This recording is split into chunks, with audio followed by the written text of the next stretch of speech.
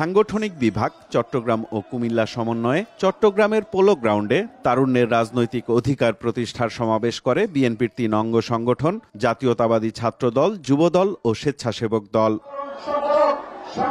তীব্র রোদ আর গরম উপেক্ষা করে সমাবেশে সাংগঠনিক বিভাগ দুটির বিভিন্ন জেলার ছাত্রদল, যুবদল ও স্বেচ্ছাসেবক দলের নেতাকর্মীরা যোগ দেন।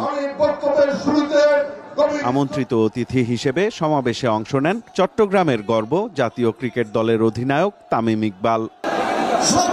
চট্টগ্রাম থেকে খেলোয়াড় তুলে আনতে স্থানীয় বিএনপি নেতাদের প্রতি সহযোগিতার আহ্বান জানান তামিম ইকবাল। কেন চিটাগাংয়ের মতো এত বড় একটা ডিভিশনে আমরা স্পোর্টসম্যান প্রডিউস করতে পারছি না? আমার সাথে হেলাল ভাইয়ের কথা হয়, ইশরাফিল ভাইয়ের কথা হয়, মোহাম্মদ ভাইয়ের কথা হয় চিটাগাংয়ের স্পোর্টস নিয়ে, যে আমরা কিভাবে করে চিটাগাংয়ের স্পোর্টসকে আগের জায়গার মতো নিয়ে আসতে পারি। আই এম শিওর ওনারা যখন সুযোগ পাবেন তখন ওনাদের বেস্ট ট্রাই করবেন যে চিটাগাংয়ের ইন্টারেস্টটা ওনারা সবচেয়ে আগে রাখবেন। বিএনপির স্থায়ী কমিটির সদস্য আমির খসরু মাহমুদ চৌধুরী বলেন, নির্বাচনের যে হাওয়া বইতে শুরু করেছে তা বানচাল হতে দেয়া যাবে না। একটি সুষ্ঠু নির্বাচনের পথে নিয়ে যাচ্ছি। বাংলাদেশে নির্বাচনের হাওয়া বইতে শুরু করেছে।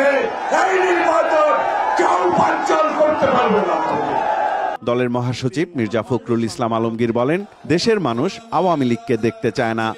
আমরা যাদেরকে দায়িত্ব দিয়েছি আমাদের দেশকে একটি গণতান্ত্রিক ব্যবস্থা ফিরিয়ে নিয়ে যেতে, তারা সঠিকভাবে সেই কাজটা এখনো করতে পারছেন না। একটি কথা সবসময় মনে রাখতে হবে যে দেশের স্বাধীনতা সার্বভৌমত্ব বিক্রি করে আমরা কোনো মতেই কোনো কিছু করতে দেব না। বাংলাদেশের প্রশ্নে আমরা আপোষহীন। শেখ হাসিনার প্রেতাত্মারা আবারও রাজত্ব প্রতিষ্ঠার ষড়যন্ত্র করছে বলেও মন্তব্য করেন মির্জা ফখরুল।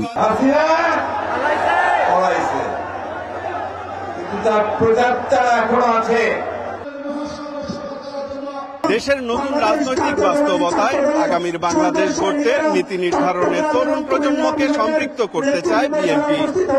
পাশাপাশি দীর্ঘদিনের ভোটাধিকার বঞ্চিত তরুণ প্রজন্মের ভোটাধিকার ফিরিয়ে দিতে চায় দলটি। সাইফুল রিপন, দেশ টিভি, পোলো গ্রাউন্ড, চট্টগ্রাম।